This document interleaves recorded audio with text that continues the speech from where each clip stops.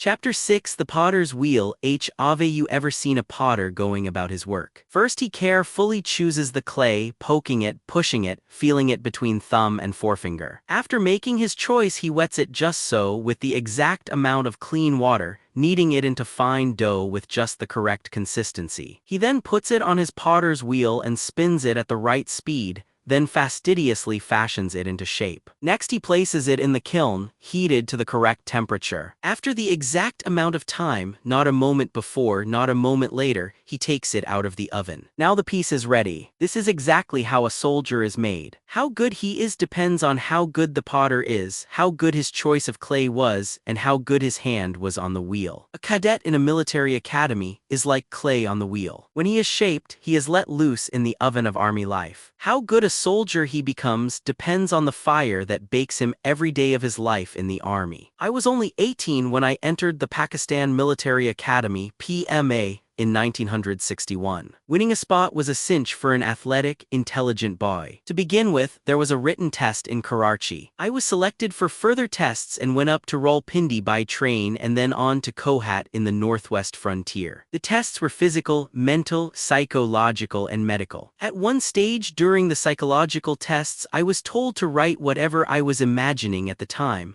whatever came to mind as I looked at a blank picture frame. There were socioeconomic discussions. I was put in command of 5 people and given a task, like 3940 in the line of fire clearing a minefield. I was pretty good at all that. I completed the obstacle course nearly twice in the time allotted. Finally, we were interviewed by a commandant. I didn't find the interview difficult. I know I did well. During the testing process, I shared a room with P.Q. Mady, who later became an air marshal and our air chief. I remember we saw a movie called Savra, which means dawn.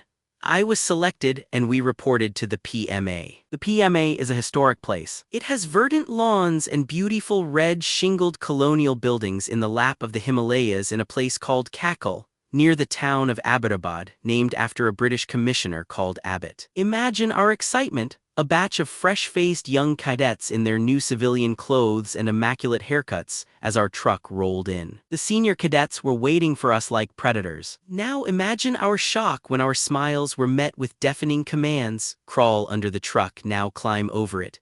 Again and again came the orders, over and under the truck, over and under. So this is the army, I thought to myself when I was on one of my crawl-ing expeditions under the truck. I will go along. They can't break me. When our clothes were completely soiled, we were made to do somersaults in the mud down a slope and then back up. If our mothers had seen us, they would have been horrified. The senior cadets let us have dinner. Then they crowded us into an anteroom and made all 70 or 80 of us squeeze into the fireplace, one on top of another. We should have made the Guinness Book of World Records. Next we were taken for haircuts army style. They simply sheared us like sheep. We looked extremely odd. They made us do all sorts of indescribably silly things, like balancing a metallic tub of ice-cold water on our heads in the dead of winter, which in Kakal is very cold. If the tub falls, not only do you get drenched and freeze, you are given another equally terrible punishment. I had been told to expect hazing, or ragging as we call it in Pakistan, and was prepared for it, but it was a terrible experience nevertheless. That first night I fell onto my bed and was out like a light, overcome by conflicting emotions, from excitement to incredulity to exhaustion. The Potter's Wheel. 41 I dreamed of my parents' comfortable home in Karachi, St. Patrick's FC College, and the Bengali girl. Not many boys break down under ragging, and I took it in stride. It lasts for only the first 10 days. I learned to outsmart the raggers.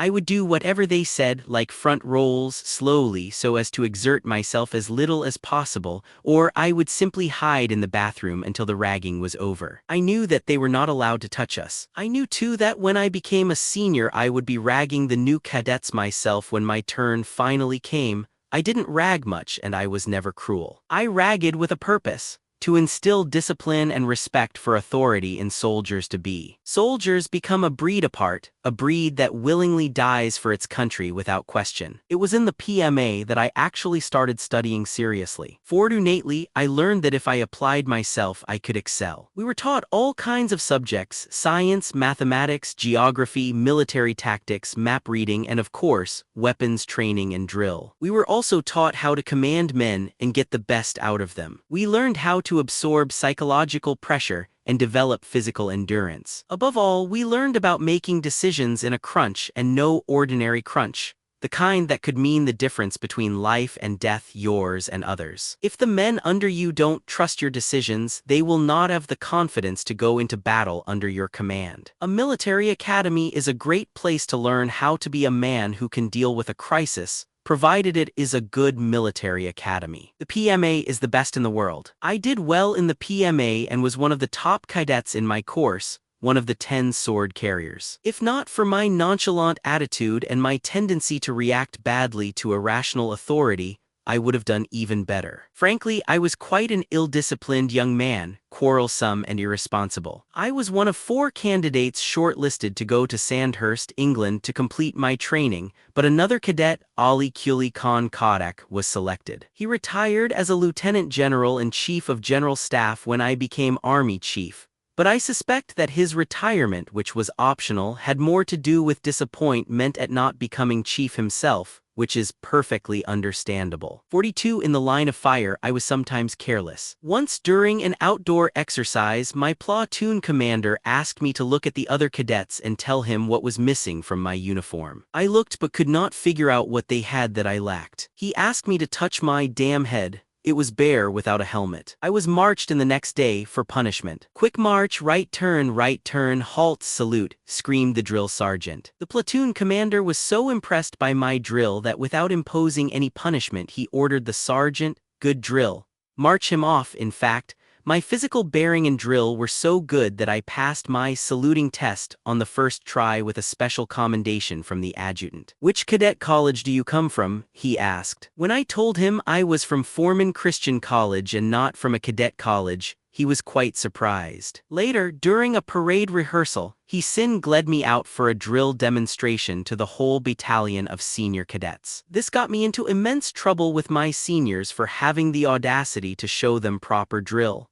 It became the cause of many punishments at their hands whenever they saw me. On another occasion, however, I was nearly thrown out of the PMA. In our final term, just before we were to graduate, there was a drill competition of the first-term cadets in which the senior cadets, as spectators, were expected to wear black socks. Some of the seniors wore the wrong color. The battalion commander called me and ordered me to note down all their names and serial numbers. "And put your name at the top," he thundered. Our punishment was to run 9 miles. When we came to a loop in the road, some of us cleverly decided to take a shortcut and save about 200 yards, 180 meters. Unknown to us, we were being closely watched through binoculars. About 15 of us were caught. Inquiries started, and the whole thing became quite serious. Academy officials were determined that we should be thrown out for taking the shortcut, even though 6 of us who had done so were sword carriers who were to lead the graduation parade. Luckily, good sense prevailed and we were spared expulsion. Instead, our course grade was lowered. I was the battalion junior under-officer, and my position in the class would have been very high on merit, but as punishment we were pushed down 6 positions. So even though I ranked the Potter's Wheel 43rd in my course, I was placed 10th. Other junior under-officers got moved up 6 positions and thus graduated above us. The experience at PMA was akin to an overhaul,